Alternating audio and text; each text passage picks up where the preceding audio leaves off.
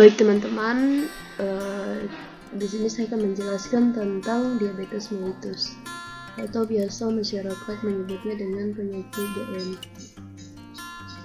Nah, di sini diabetes mellitus. Nah, apa itu diabetes mellitus? Diabetes mellitus. Nah, kata diabetes itu berarti panjuran, kalau mellitus itu artinya madu atau gula. Nah, diabetes mellitus ini sering disebut kencing manis, adalah suatu penyakit di mana kadar gula di dalam darah tinggi berada di atas batas normal. Diabetes adalah suatu keadaan di mana pankreas tidak cukup menghasilkan insulin atau sel-sel tubuh tidak dapat menggunakan insulin seperti seharusnya, sehingga kadar gula dalam darah menjadi meningkat atau bertambah.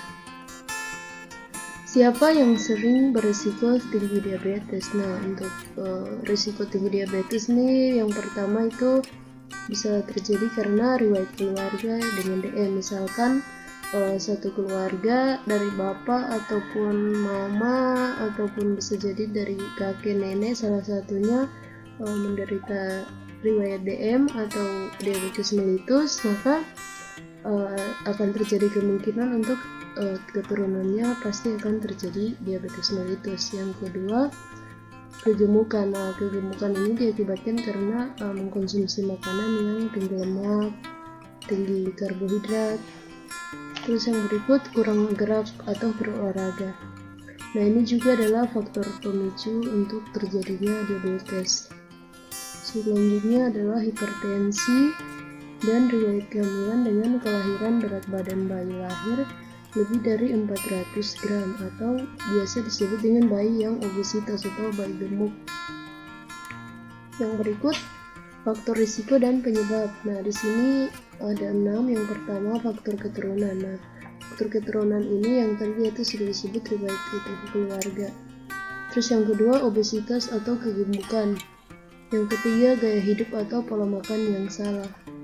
Nah, dari gaya hidup atau pola makan yang salah ini nanti saya akan bahas di video selanjutnya.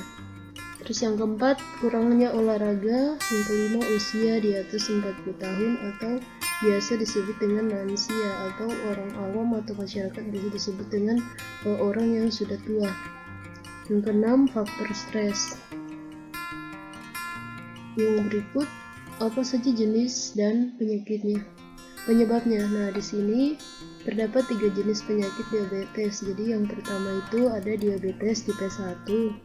Nah, diabetes tipe 1 ini dikarenakan atau terjadi karena faktor keturunan.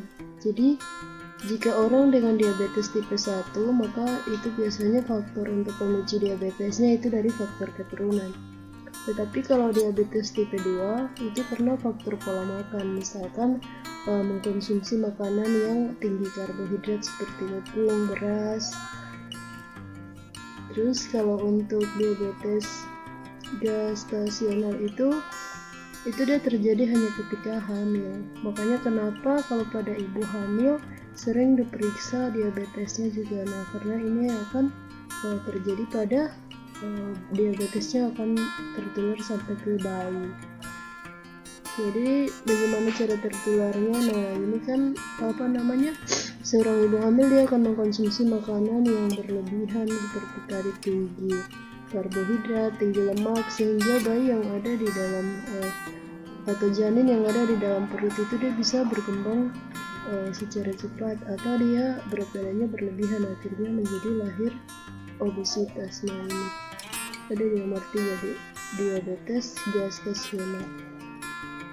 Yang berikut adalah komplikasi. Nah, komplikasi di sini ada 7. Yang pertama, kerusakan jantung, kerusakan saraf, katarak dan kebutaan. Yang keempat, kerusakan ginjal, disfungsi seksual, kerusakan pembuluh darah kaki. Yang ketujuh, kerusakan dan pemutihan jaringan. Tanda dan gejala yang akan sering muncul pada pasien dengan diabetes. Yang pertama, gejala khas. Gejala khasnya itu seseorang akan sering kencing, terutama pada malam hari. Yang berikut, banyak makan dan banyak minum. Berat badannya turun drastis. Terus yang berikut ada badan lemah, dan lelah.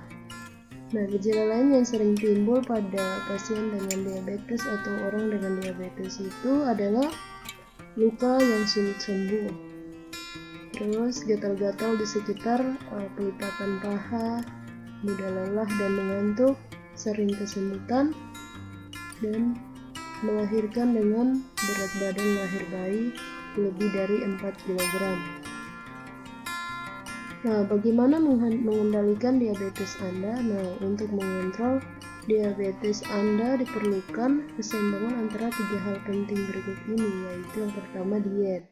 Jadi untuk seseorang supaya bisa mengendalikan terjadi risiko DM, maka yang harus dilakukan adalah diet. Dia harus melakukan diet yang sehat. Yang kedua, melakukan olahraga dan aktivitas fisik. Yang ketiga, obat anti diabetes itu pengendali gula darah. Nah, diabetes berdampak besar di hampir seluruh aspek kehidupan, tetapi masih banyak yang dapat Anda lakukan meski menderita diabetes. Nah, berikut bagaimana perawatannya. Untuk perawatannya ini mengatur perencanaan makan atau diet, taati program 3J, yaitu jumlah makanan, jenis makanan apa yang harus dikonsumsi, terus jadwalnya bagaimana. Nah, dalam perencanaan makanan, usahakan berat badan ideal. Nah, BB ideal sama dengan 90% kali tinggi badan kurang 100. Nah, untuk ini nanti saya akan bahas di video selanjutnya. Yang berikut, minum obat secara teratur sesuai instruksi dokter, tempat dosis, tepat waktu, dan tepat obat.